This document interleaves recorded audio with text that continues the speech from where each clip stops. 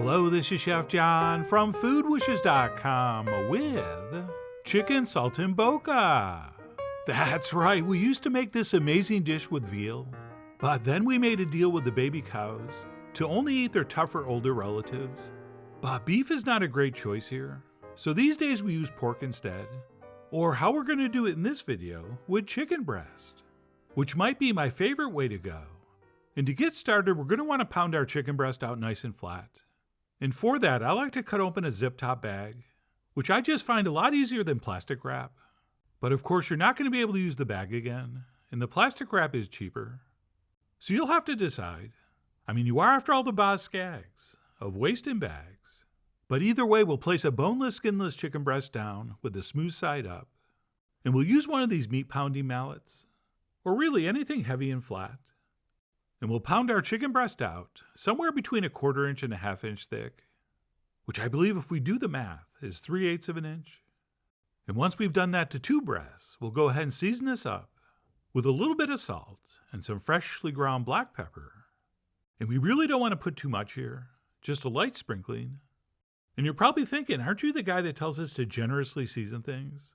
Well, that is true, but because we're going to pan fry this with prosciutto attached, which tends to be pretty salty, we want to be careful with how much we put on at this point. So we will season that lightly on both sides, and then we'll turn that back over so the smooth side's facing up, at which point it's time to apply our sage leaves. And regarding that, we're going to have 2 major decisions to make. One would be how much to put. Okay, you could go with as little as 1 leaf, or like I'm going to do, 3 or 4 leaves for almost total coverage. And then the second big decision would be whether to put the sage down first, and then put our Parma ham over the top, or lay our prosciutto down first, and then put our sage leaves on top of that. And as you can see, I'm a sage first kind of guy. And as we move forward, I will explain the differences in the final product. But anyway, once I've applied my sage, I'm going to go ahead and cover that with 1 thin slice of prosciutto. And if that's big enough to cover everything, then great. That's all we need. But usually I'll take another slice and tear off some additional pieces and use that on spots that need a little more coverage.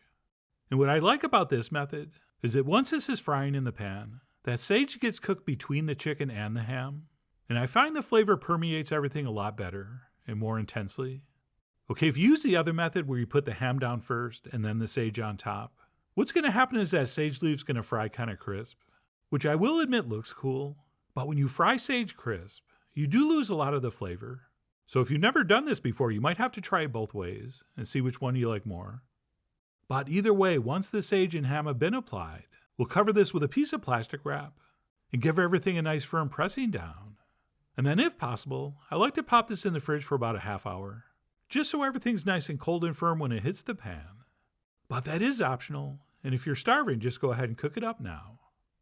And to do that, we'll heat up some olive oil in a pan, set over medium-high heat. And we will carefully place our chicken breast in, prosciutto side down. And what we'll do is let this sear for about 3 minutes before we go ahead and turn it over.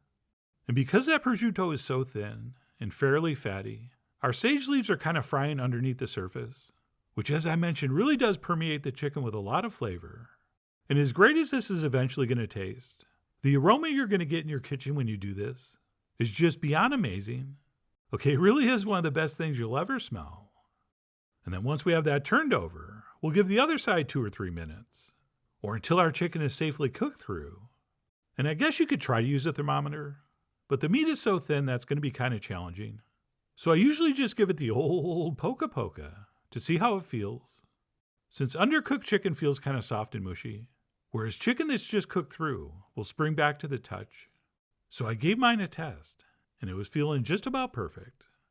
And once it does, we'll turn off the heat, and we'll remove that chicken to a plate and loosely cover it with foil while we move on to an optional but absolutely amazing pan sauce, which we'll do by adding a small splash of Marsala wine to our pan, along with the juice of 1/2 a lemon, and we'll turn our heat back on to medium-high and also toss in a nice splash of chicken broth.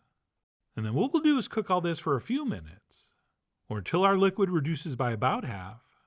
Okay, we could reduce it more, but I really don't want an overly thick, rich sauce. All right, this is a fairly decadent dish, so I tend to keep the texture of the sauce on the lighter side. Oh, and by the way, if you don't have Marsala, You could just use a splash of white wine, or no wine. But the Marsala does give it a nice little subtle hint of sweetness, which I think pairs perfectly with the other ingredients.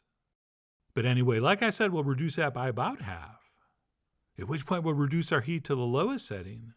And if we have some, which we will, we'll pour any accumulated juices from the plate back into the pan. And then to finish this sauce, we'll simply add a couple chunks of cold butter, and then stir and or swirl the pan until the butter disappears. And like I said, this is optional. Many versions of Saltimbocca are just served as is, with just the pan dripping spooned over, with maybe some fresh lemon on the side. But I really do think a simple sauce like this, which only takes a couple minutes, really does elevate everything. It makes for a much more luxurious experience.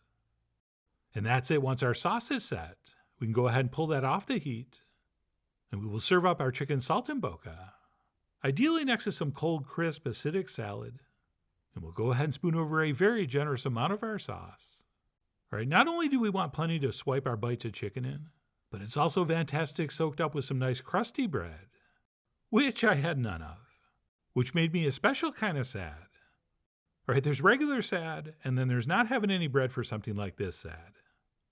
But anyway, I finished up with some fresh lemon, and after squeezing a little bit of that on, I grabbed a fork and knife and went in for a taste. And that, my friends, as the name clearly states, jumps in your mouth. Oh yeah, that's what Saltimbocca translates to, and it's actually a law when you do a Saltimbocca video, that you must tell people what it means. And for such a simple dish that's so fast and easy to put together, that only involves a couple ingredients, we produce something that's very, very complex and just next level flavorful.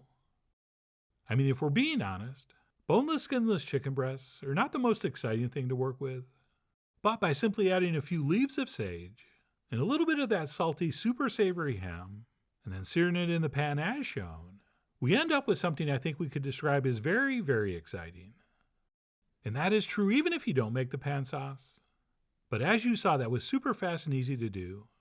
So why wouldn't you do that also? And if you do, seriously, have some bread around. Although I am doing a good job of getting as much of that off the plate as I can with the chicken. And no, that is not just a prop salad.